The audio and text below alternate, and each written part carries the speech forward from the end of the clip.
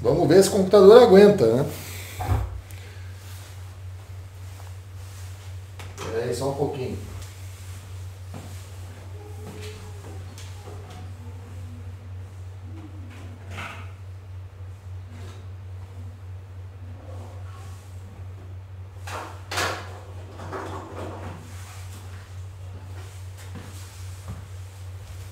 Não sei, vou fazer uma verificação, deve ter dado algum problema no computador, porque ele não é tão lento assim, não. Mas enfim, tá? Se você olhar ali no capítulo 4 do Sengel, vai aparecer todo o tema da condução transiente. E o Sengel, ele começa falando do 4.1 ali, análise de sistemas aglomerados. Tá? Vamos botar aqui 4.1. Análise de sistemas aglomerados. Tá? Já vamos entender o que ele quer dizer. Isso aqui do Sengel, tá? Se você for no Encropeira, vai estar lá método da capacitância global. Opa. Global. Isso aqui no Encropeira. Como eu estudei pelo Encropeira, eu conheço por método da capacitância global. Até depois depois que eu explicar para vocês ali, vocês vão entender que tem muito mais a ver com a ideia de capacitância e enfim, condutância, sei lá, né, do que um aglomerado, né? Até hoje eu não entendi direito por que o Sengel chama de aglomerado, tá? E ele também no livro aqui ele não explica muito bem, tá? Mas eu vou explicar a ideia para vocês, né? Deixei aí os dois títulos, porque nosso livro-texto é o Sengel, mas o Encropeira sempre vai ser uma referência, né? Então, vamos deixar aí os dois, né? Mas a ideia é o seguinte, vamos supor que a gente tenha, sei lá, tem um recipiente aqui, tá? Esse recipiente tem água e eu vou colocar uma peça inicialmente aqui numa temperatura inicial, vamos jogar aqui dentro, tá? Onde nós vamos ter um líquido aqui, é um exemplo, tá? Um líquido, esse líquido vai estar a uma temperatura T infinito, e nós vamos ter uma temperatura inicial aqui, e aqui vai ser o que? Um T de tempo, né? Porque quando eu jogar ali, a gente considera aqui o T infinito, ele é menor do que o T inicial, né? Pode ser maior também, mas a gente começa a modelagem falando que a peça está resfriando, que isso se aplica a muitos casos, por exemplo, de resfriamento, né? Tratamentos térmicos, etc. Então isso a gente modela dessa forma aí, mas isso não é uma obrigatoriedade, vamos dizer. Tá?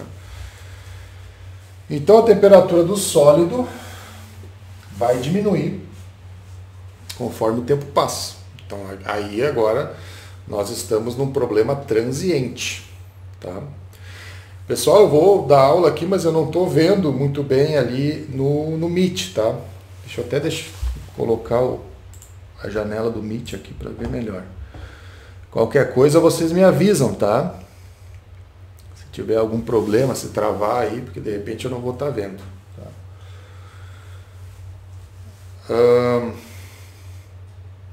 Então, a partir disso aqui, a gente vai fazer uma hipótese simplificativa. Nós engenheiros trabalhamos com hipóteses simplificativas, né? Porque o que a gente quer? A gente não quer descobrir a verdade do universo, né? Se a gente quisesse isso, nós estaríamos num curso de física, né, de química, um curso de uma ciência mais, vamos dizer, básica, né, uma ciência mais da Terra, sei lá, né? Nós, engenheiros, estamos preocupados em resolver problemas.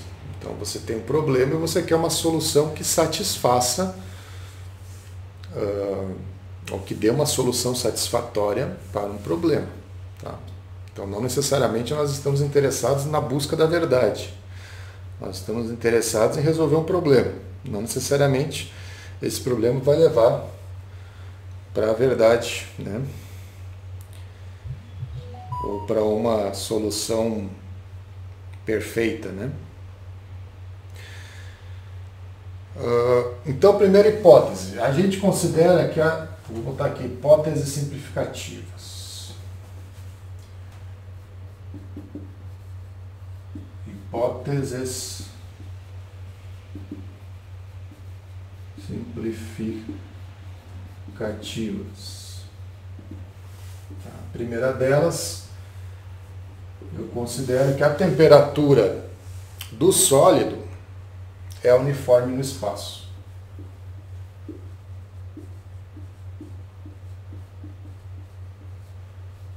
Do sólido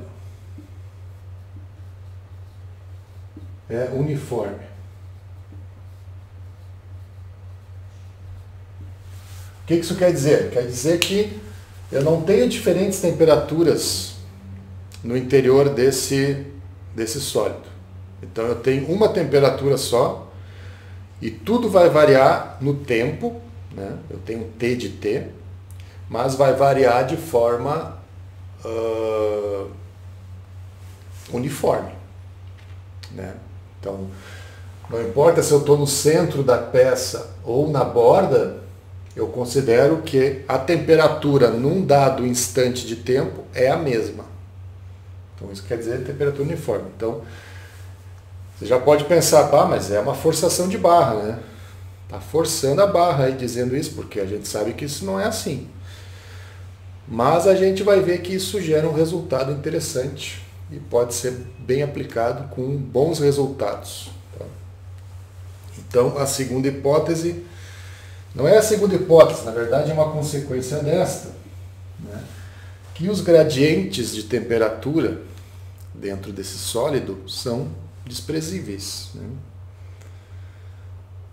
Gradientes de temperatura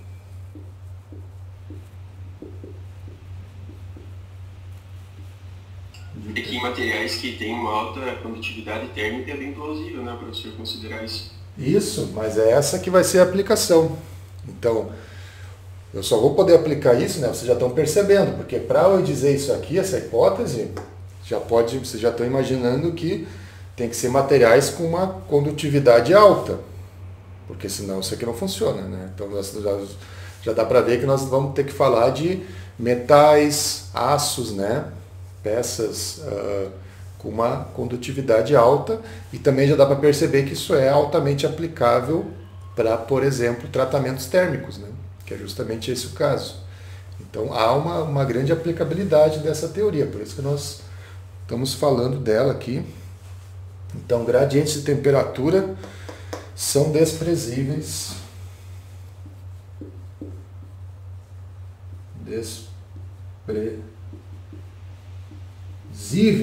Desprezível, né?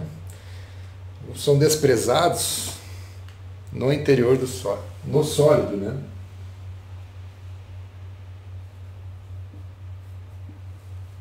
No sólido, tá? É claro que isso é uma forçação de barra, porque se isso aqui fosse verdade, o meu K teria que ser infinito. Para não ter gradiente de temperatura, a condutividade tem que ser infinita, ou seja, inversamente pensando, a resistência teria que ser zero, né? E a gente sabe que isso não existe. Mas vamos ver aqui uma justificativa plausível para essa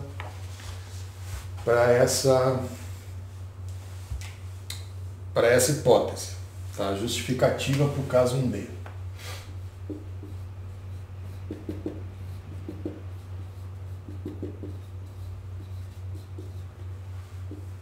Tá, vamos supor que eu tenho aqui uma parede, sei lá, né? Pode pensar numa parede, onde eu tenho aqui temperatura da superfície 1, TS1, TS2. Sair da frente aqui. Sabe que agora eu botei uma TV, porque eu sempre ficava olhando para baixo, né? Porque eu fico olhando para a tela do computador. E aí eu dou aula assim, olhando para baixo. Agora eu botei uma TV aqui para olhar para a TV. Porque daí eu consigo olhar mais para a webcam. Eu não sei se não foi isso que deixou o computador mais lento. Mas tudo bem, vamos verificar. Tá, aqui nós temos uma temperatura infinita, um H.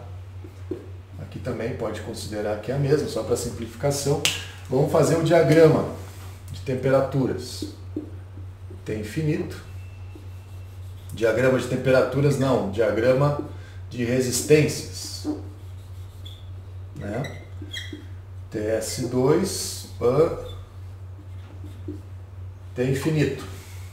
Né? Aqui nós temos a resistência convectiva dessa parte, que vai ser 1 sobre H vezes a área, é isso, né? Resistência condutiva da parede, então é a área, o L dividido pelo K vezes a área. E aqui nós temos de novo a resistência convectiva do outro lado, H vezes o A. Olhando para esse diagrama de resistências, vocês já podem imaginar quem é que manda na transferência de calor. Né? Porque a gente sabe que se eu tiver Hs altos aqui, isso aqui vai me dar uma resistência baixa. Né? Em outras palavras, uma condutividade alta. Né? Então, se eu considerar que se o L, vou botar aqui, ó, se o L sobre o K vezes a área for muito menor do que 1 sobre o H vezes a área, né? Ou seja, estamos pensando no ponto de vista de resistência, né? A resistência, eu acho que eu falei o contrário para vocês, mas enfim, agora eu acho que eu me perdi aqui. Mas a resistência condutiva, se ela for muito menor, que é o caso, né, que a gente estava pensando, por exemplo, materiais que têm um K alto, né? Eu falei o contrário, desculpa gente, deletem aí o que eu falei nos últimos minutos. Nós estamos falando de materiais que têm um K alto. Se o material tem um K alto, a condutividade alta, ele vai dar uma resistência baixa. Então, se a resistência condutiva for muito menor do que a convectiva, quem é que vai mandar aqui no diagrama de resistências? Quem vai mandar, porque eu vou somar isso aqui. Quem manda então é a resistência convectiva. E aí nós podemos então dizer, não, mas então isso aqui não precisa. Se a ordem de grandeza desse termo é muito menor do que a dos outros, eu vou somar todos.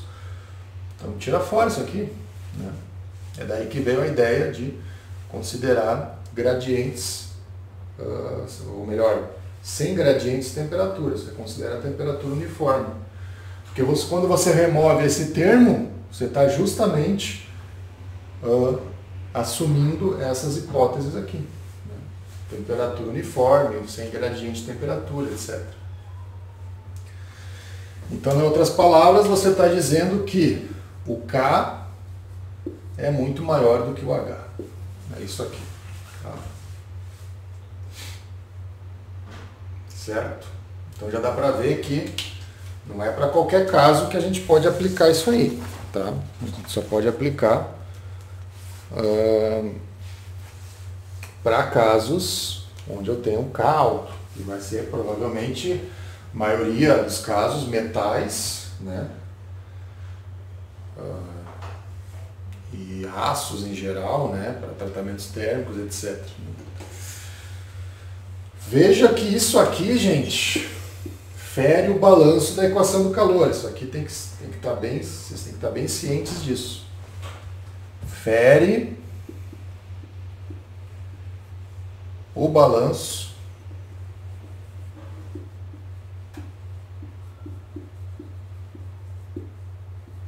da equação do calor, tá?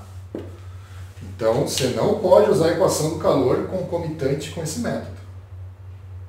Se você estiver usando esse método, esquece a equação do calor, tá? Por quê? Porque justamente a equação do calor não é uma equação diferencial de derivadas segundas na temperatura. Bom, mas aqui você está justamente dizendo que não há gradientes.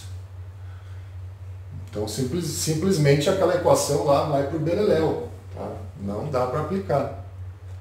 Então se você está nesse método, esquece a equação do calor, tá?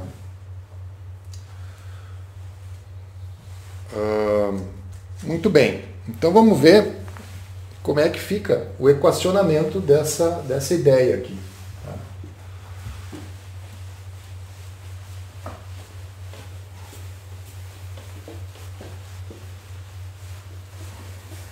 Então cuidado que vocês vão ver lá sistemas aglomerados no Cengel, vocês vão ver método da capacitância global, se você for ver lá no Encropeira. Tá? Então, a gente tem que, primeira coisa, introduzir um novo balanço.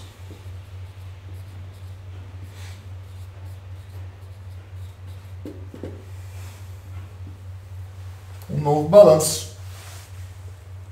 Vamos botar aqui a nossa batata aqui, né? Vamos botar aqui um volume de controle, um sistema, né? Pode ser um sistema. Tá? Um sisteminha, nós temos aí, aqui dentro, a nossa energia acumulada. Tá? E o que vai acontecer? Se você considera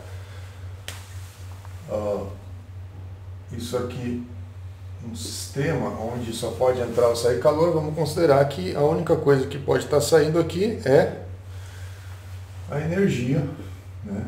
Então vamos ter aqui a energia que sai, tá? Vamos considerar esse caso, mas isso se aplica a qualquer caso, né? Pode estar entrando também energia, não importa, né? Só vai mudar o sinal da equação. Então, aquela equação que nós tínhamos de balanço, lembra? Energia acumulada é igual a energia que entra menos a energia que sai mais a energia gerada, tá? Bom, aqui a gente não considera energia gerada e a gente não considera entrada e saída, né? Você considera um dos termos só, por isso que a gente colocou aqui. Por quê? Porque tu considera um sentido único de temperatura gradiente. Não é gradiente, temperatura no tempo, né? Ou quero dizer, ou você considera um resfriamento, ou considera um aquecimento. Então você não considera esse termo aqui. Você só precisa levar em conta esse. Energia acumulada, nós temos uma equação para ela, né? A gente falou sobre essa equação. Rho, V, Czinho, né? Rho V, a massa, Czinho, calor específico, lembra? Vezes dt, né?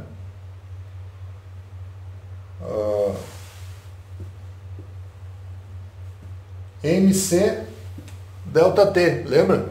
Só que esse delta T aqui é um delta T no tempo. Tá? Então, você vai ter dt, variação de temperatura. Quanto é que variou a temperatura? Aqui, MC delta T. Tá? É de lá que vem essa equação. Isso aqui você pode ver no exemplo 1.3. Tá? Isso está lá descrito. Então, como é que vai ficar isso aqui? Energia acumulada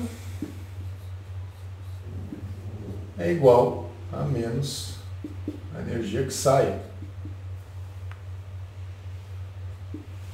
Tá? É igual a energia que sai. Tudo bem?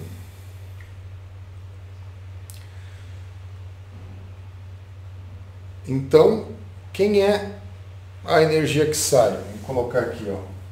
A energia acumulada, a gente já sabe. ρV, Czinho, dt, igual a... E a energia que sai, quem é? É o H, então menos aqui do sinal, menos H vezes H vezes a área da superfície, né? T infinito, menos o T, ou melhor, T menos T infinito. Tá? A temperatura do corpo menos a temperatura do ambiente externo. Bom, já temos uma equação, né? Agora a gente vai fazer uma pequena mudança de variável, onde a gente vai dizer que o θ é o T menos T infinito. Tá? Isso aqui é só para simplificar os cálculos. Então, se eu aplicar isso aqui na diferencial de temperatura, né, d θ dt é o próprio dt. Concordam? Concordam com isso?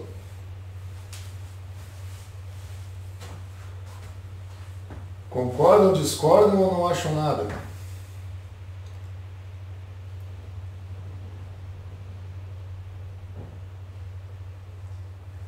Ó, se o θ é t menos t infinito, quem é o t? É o θ mais t infinito, concorda? Derive isso aqui no tempo. dt é d θ mais t infinito. dt, bom, mas t infinito é uma constante, cai fora. Então, isso aqui é dθ dt. Tá? Então, dá no mesmo. Certo? Então, nós temos essa mudança de variável que nós vamos fazer. Então, simplesmente pega aqui o dt que estava aqui, substitui por dθ dt, e onde tinha t menos t infinito, joga θ. Uma barbada, né? Então a equação vira ρ v Czinho dθ dt igual a h vezes a área da superfície θ. Olha que barbada. Tá? E o que a gente faz com isso? A gente integra, né, pelas variáveis separáveis. Você vai jogar tudo isso aqui para baixo, então vai ficar ρ v Czinho sobre h vezes a área da superfície vezes dθ sobre θ igual a dt. Tá? E aqui você vai integrar, porque isso aqui é tudo constante, né? Então você vai integrar isso aqui de θ inicial até θ, e aqui de 0 a t. Simples assim. Né? E aí nós vamos considerar também aqui o θ inicial, né? Quem é o θ inicial? O θ inicial é o t inicial menos t infinito. É o t que começa o processo. Ok, gente? Nós temos também, acho que eu vou colocar desse lado aqui, já podemos fazer a solução, porque qual é a integral de dθ sobre θ? Isso aqui vocês já sabem de cor e salteado, né? É logaritmo, né? Então isso aqui vai ficar um logaritmo. Então é ρ v Czinho sobre h vezes a área da superfície igual a, vezes logaritmo de θ, logaritmo, vamos fazer por partes aqui, porque nós estamos meio enferrujados, né? Então abre parênteses, logaritmo de θ, tá? Aplicado de θi a θ. Né? Isso aqui é t, próprio t. Ou t aplicado de 0 a t. Vai. Então isso aqui dá ρ v Czinho sobre h vezes as, logaritmo de θ menos logaritmo de θi igual a t. Tá? Isso aqui que a gente junta, porque tem a propriedade dos logaritmos, né?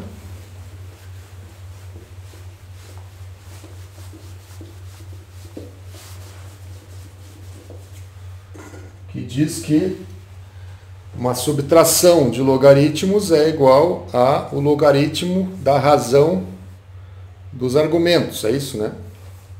Então, ρ vezes v vezes Czinho sobre h vezes as, logaritmo de θ por θi é igual ao t. Tá aqui. Barbada, né? Então, se você quiser saber o tempo, sei lá, o tempo que demora para um tarugo de aço resfriar de 500 graus a 100. Bom, então você vai pegar e vai jogar aqui, ó. Θ, o exemplo, né? Θ igual a t menos t infinito, θi, ti menos t infinito. E aí você tem que saber qual é os parâmetros que você está usando. Por exemplo, qual é a temperatura do banho? T infinito. Qual é a temperatura inicial? 500. Qual é a temperatura que você quer, qual é o parâmetro da temperatura que você quer chegar? Você quer chegar em 100. Beleza, então joga 100 aqui, né? Porque isso aqui é uma função, né? Joga 100 aqui. E aí joga tudo aqui, você tira o tempo que demorou para isso acontecer. Vejam que solução simples essa, né? Muito simples. Muito fácil de usar, né? Mas o contrário, se eu tiver um tempo e quiser saber que temperatura que chegou esse tarugo de aço num determinado tempo, né? Então eu estava lá no banho de 500, quer dizer, eu estava com a minha peça a 500 graus num banho lá, né? E quero saber depois de 10 segundos. Que temperatura que está lá na peça. Que seria um problema inverso, vamos dizer, né? Aí você tem que aplicar, né? Nós temos que isolar, não o tempo, tem que isolar o θ. Como é que você faz isso? Aplica exponencial em tudo, né? Então joga essa constante tudo para o outro lado. Então fica logaritmo. Estou fazendo por partes aqui, porque acho que é bom relembrar, né? Então joga tudo aqui para cima, H vezes AS dividido por ρ V vezes Czinho, tempo. Tá? Aplica exponencial em tudo isso aqui. Exponencial do logaritmo é o próprio argumento. Então isso aqui vai ficar θ por θi igual a exponencial de H vezes AS por ρ V vezes o Czinho vezes o tempo. Está aqui. Então se você quiser saber depois de um determinado tempo, joga o tempo aqui, passo o θi para cima, né? Já pode até passar, porque daí isso aqui caracteriza bem uma evolução a partir de uma condição inicial, né? Isso aqui é solução clássica de uma evolução exponencial a partir de uma condição inicial. Né? Você vai ter isso aqui, ó, θ igual a θi exponencial, né, de H vezes AS por ρ V vezes Czinho vezes o tempo. Tá? Isso aqui é uma solução clássica de uma evolução no tempo de uma condição inicial, θi. Então vejam que é bastante simples de resolver um problema que a princípio seria difícil se não fosse isso aqui. Porque o que você teria que fazer? Teria que ir lá nas ganhas, lá na equação diferencial, determinar o gradiente de temperaturas para poder jogar na equação, na lei do resfriamento de Newton, né? E, não, eu nunca lembro se é a equação de Fourier ou lei do resfriamento, sempre confundo. Mas lá na equação do K, lá, K dt dt, né? E você descobre daí, né, qual é o gradiente, mas aí é um problema bem mais difícil, né? Ainda mais se for bidimensional, por exemplo, né? Tridimensional nem se fala. Certo, gente? Então essa aqui é a nossa solução simples e barata. Tá? Só que nós temos que ter um critério. Tá, mas quando é que eu posso aplicar isso? Já vimos que não é para todos os casos, então tem que ter um critério. O critério é: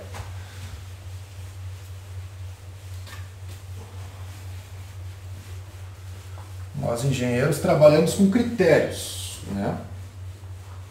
Vocês já devem estar carecas de saber disso. Nós precisamos de critérios. Por isso que existem as normas técnicas, né? Então tem aqui a validade do método.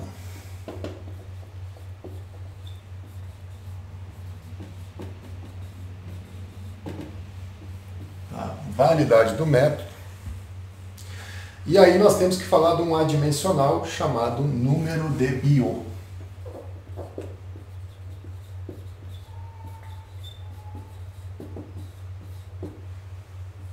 Você sabe que a partir de agora, né, lá em NECFLU a gente já falava de adimensionais, mas a partir de agora os adimensionais vão fazer parte da nossa vida.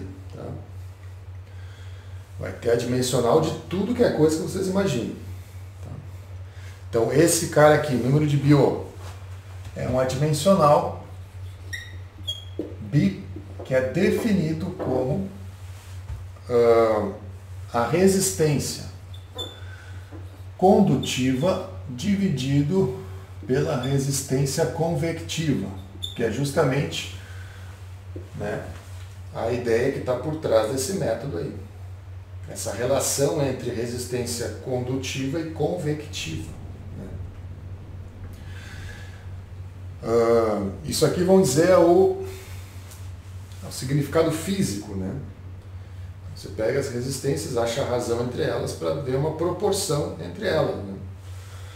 Isso aqui é equacionado como? Se você pegar e jogar lá o H, 1 sobre H vezes a área da superfície, pegar L sobre K, né? Então aqui vai ficar L sobre K vezes a área.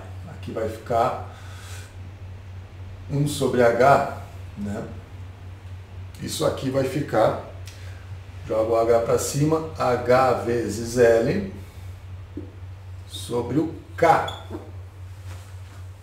Tá? H vezes L sobre o K. E esse L quem é? Esse L vai virar um comprimento característico, tá? Porque não necessariamente você está falando de espessura de parede, você está falando de qualquer sólido. Pode ser uma batata, pode ser um taru, pode ser uma esfera.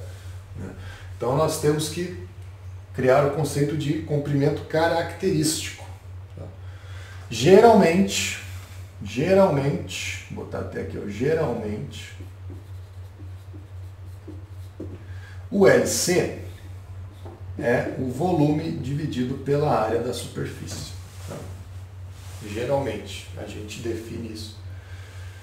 Para todos os casos, praticamente, que a gente trabalha, né, aqui nessa disciplina, vai ser isso aí. Tá?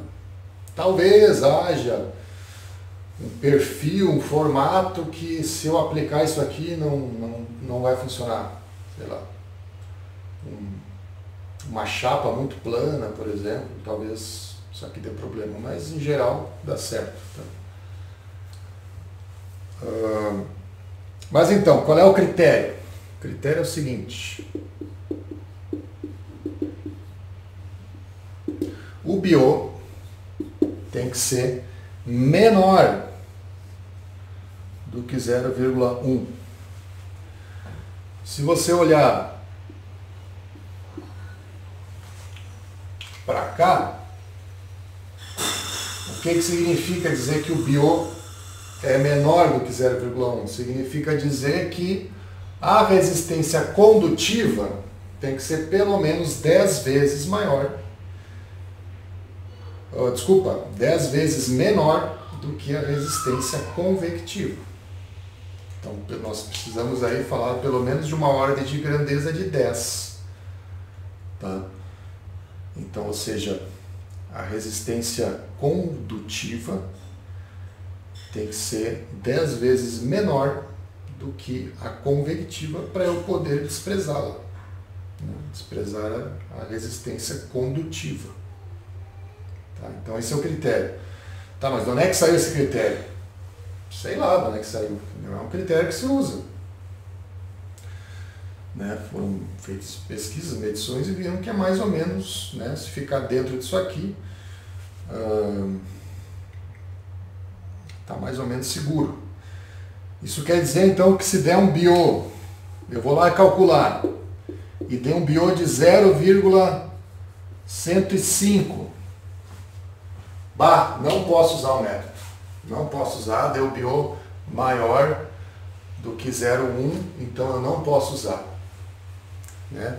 Vejam que o critério serve justamente para ser avaliado, tá? Para ter uma base. Né?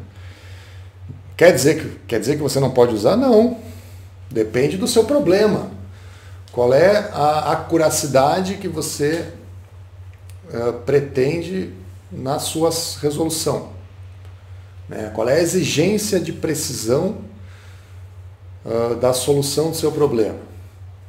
De repente isso aqui não faz a menor diferença. Você pode usar até um BO de 0,15, não sei. Entendeu? Assim como vai ter casos que, se eu tiver com um BO de 0,05, talvez, dependendo do caso, não dê. Entendeu?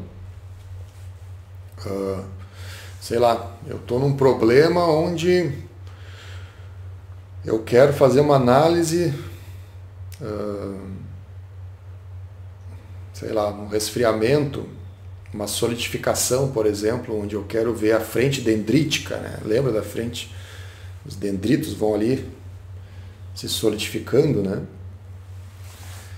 De repente eu estou fazendo uma análise muito específica disso, sei lá, um pós-doutorado experimental, onde eu tenho um laboratório da NASA que eu posso fazer essas medições. Bom, isso aqui já era, né? Isso aqui eu não vou poder usar, entendeu? Então é um critério geral, assim, né? Se você está num problema, assim, lá na empresa, onde você precisa de um resultado, mas como parâmetro para você saber o que fazer, que decisão tomar, bom, aí você usa os critérios clássicos, né? Mas não levem ao pé da letra, é isso que eu quero dizer. Tudo bem, gente? Então, pode usar isso aqui à vontade, tá? Pode usar isso aqui à vontade, desde que você preste atenção nesse critério aqui. Tá? Vamos fazer um exemplo, que é o termopar na corrente gasosa. Que horas são? São 11, mas acho que vai dar tempo. Eu acho que eu vou fazer o seguinte, eu vou passar o exemplo com vocês, que é o 4.1 e o 4.2, lá do nosso livro. Tá? Vou puxar o livro aqui.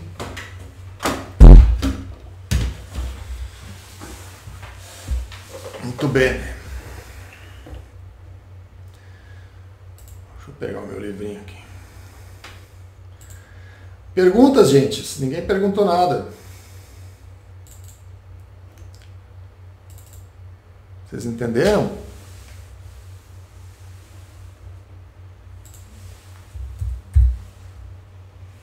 Eu estou absorvendo tudo que o senhor passou, ainda não dá para dizer que... Tá entrando por osmose? Tá absorvendo? Meio que isso, professor. Tá bem.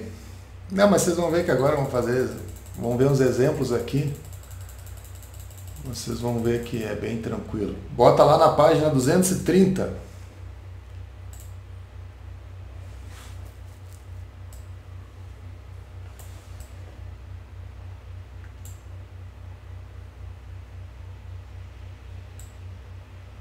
Bota lá na página 230 lá, ó.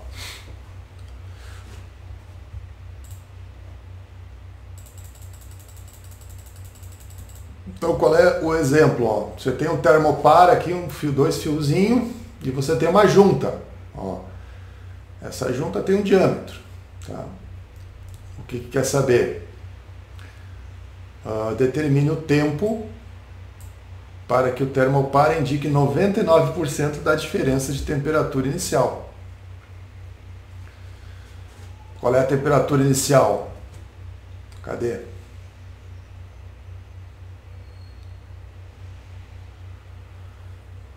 Tá, isso aqui vai ficar em aberto, né? Ele não deu temperatura, não tem problema. Tá? Primeira coisa, vocês entenderam o problema? Primeira coisa, antes de mais nada. Eu tenho lá um termopar, eu quero saber a inércia do termopar, vamos dizer, né? Quanto tempo o termopar demora para me dar um resultado da temperatura que eu estou medindo. Né? Então a gente faz uma suposição. A junção é esférica, com esse diâmetro aqui, né? De 1 milímetro. Tá? As propriedades térmicas da junção e o coeficiente de transferência de calor são constantes. Tá? Ou seja, tudo é constante aí. Radiação é desprezível. Tá? Então a gente calcula aqui comprimento característico para quê? Calculo BO. BO deu quanto? 0,001. Olha só. Então é óbvio que dá para aplicar esse método. Tá?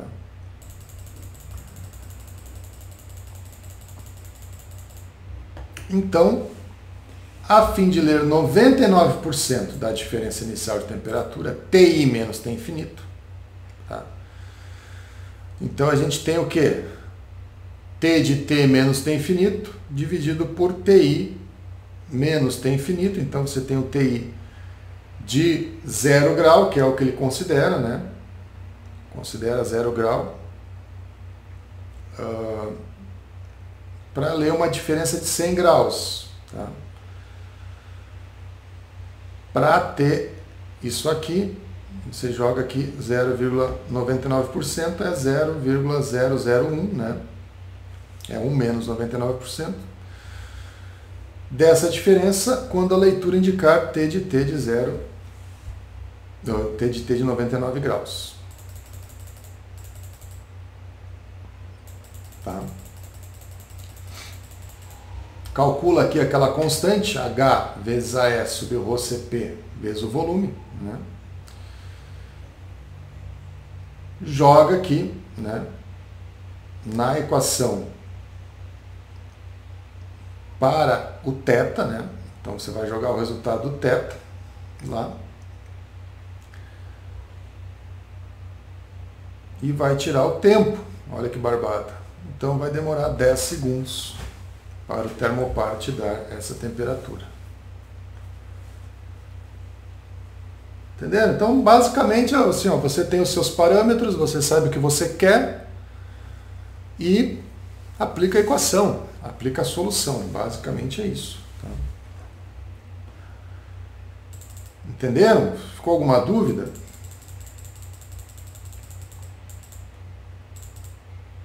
Entenderam? Ele quer ler, ele quer saber o tempo para fazer uma leitura de um delta de 100 graus. Tá? Tudo bem?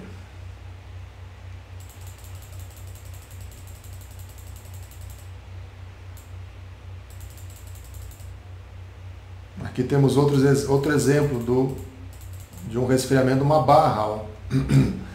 Em um processo de endurecimento brusco, tu vê que os caras não entendem nada de tratamento térmico, né? Endurecimento brusco. Isso aqui, esse termo técnico não existe, né? Num tratamento térmico, sei lá, de tempere revenido, etc., né?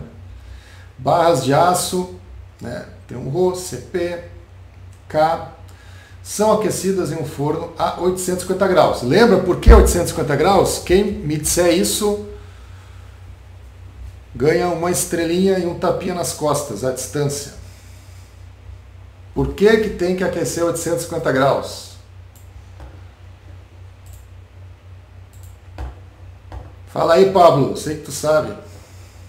Não é a temperatura que ele começa a fazer com que os grãos dentro troquem de formas para começar a fazer o que, na verdade, ele normaliza e tal, para começar a fazer o que tu quer no pós, né? Mais ou menos, mas tem uma chave aí, tem um ponto aí que é um ponto na estrutura, que se eu não for aí, nada acontece.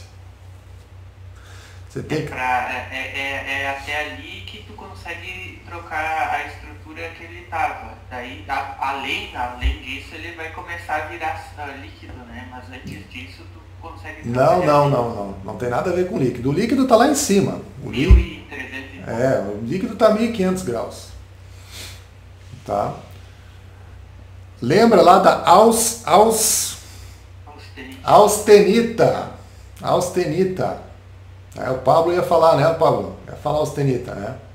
Temperatura crítica. Isso. Você joga lá, né, acima da linha de 723, lembra do diagrama ferro-carbono? Isso considerando uma liga binária, né? Ferro e carbono. Joga lá em cima para você gerar austenita. A austenita, aí você resfria rapidamente e consegue gerar martensita, bainita superior, bainita inferior, gera perlita fina, dependendo do resfriamento, gera martensita, né, gera várias coisas.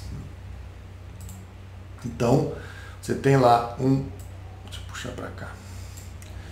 Você tem lá acima de 850 e daí tu resfria num banho de água que está a 100 graus.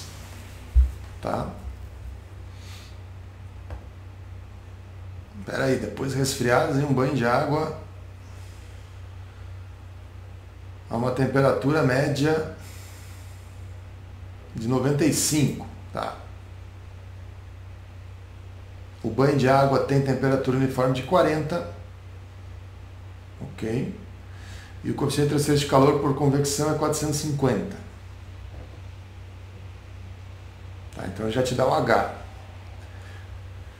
Considerando que as barras de aço têm diâmetro de 50 mm e comprimento de 2 metros, determine o tempo necessário para arrefecer a barra de aço de 850 a 95.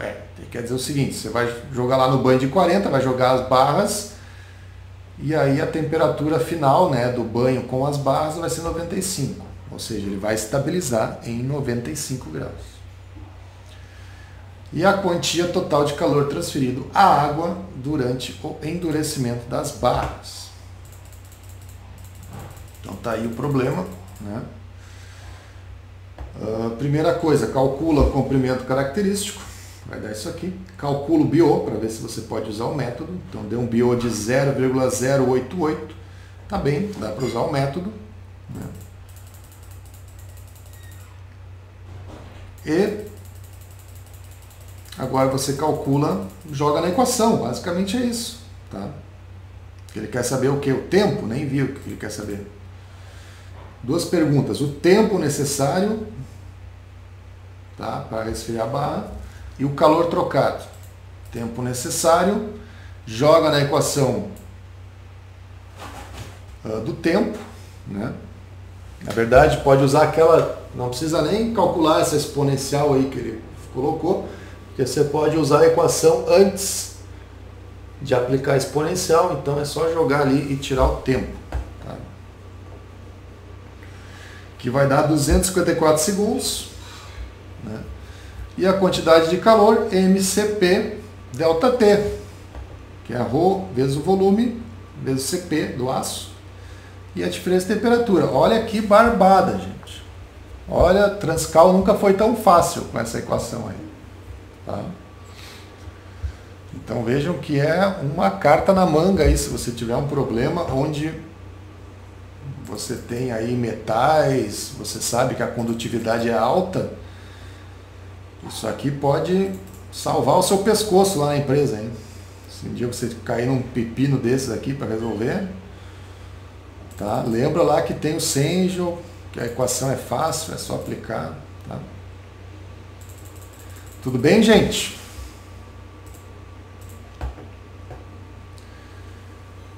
Então, eu vou propor para vocês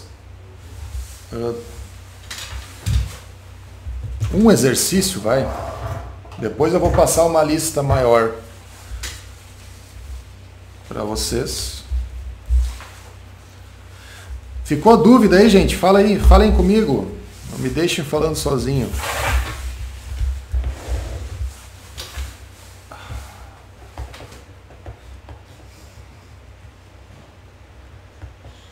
Fala, Laura, Marcos, Renata, Marciele, Sérgio.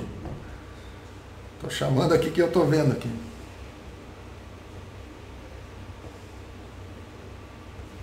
Entenderam? Ou acharam difícil? Acharam muito complicado? Por enquanto, sem dúvidas, professor.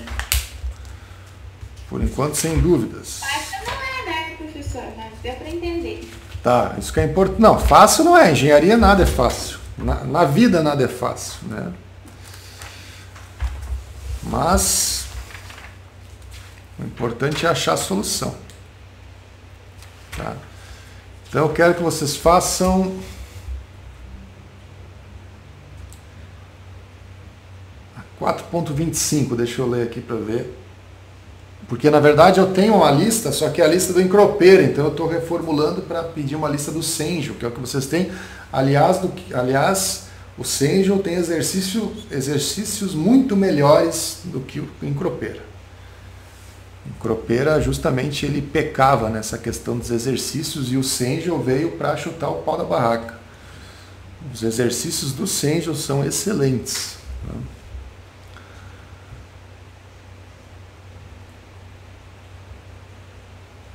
Taxa global. Vamos ver um mais.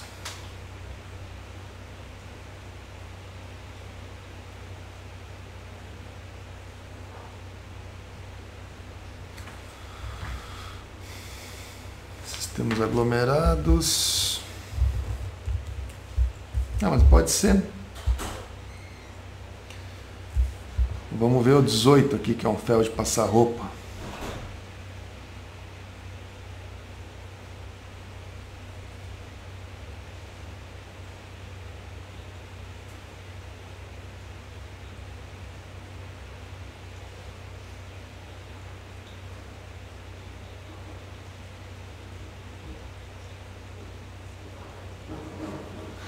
Façam 4.18, por favor.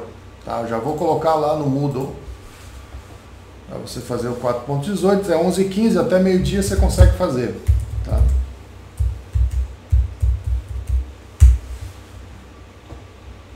Certo, gente? E aí, próxima aula, a gente faz mais alguns exercícios. E eu acho que eu vou tocar a teoria, que tem mais umas coisas que a gente tem que falar, e daí nós já vamos engatilhar a avaliação final do semestre, tá? Cenário, atividade de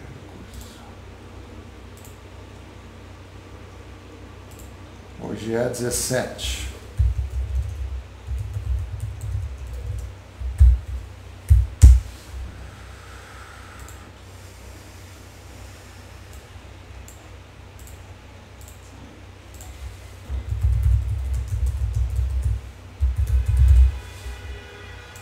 Exercício 4.18 do Sengel.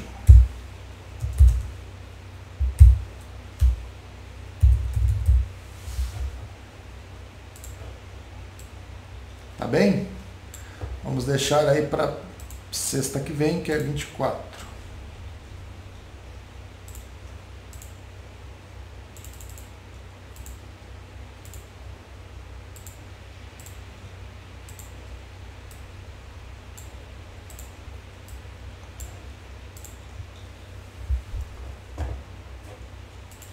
Certo, gente? Então vou parar aqui a gravação.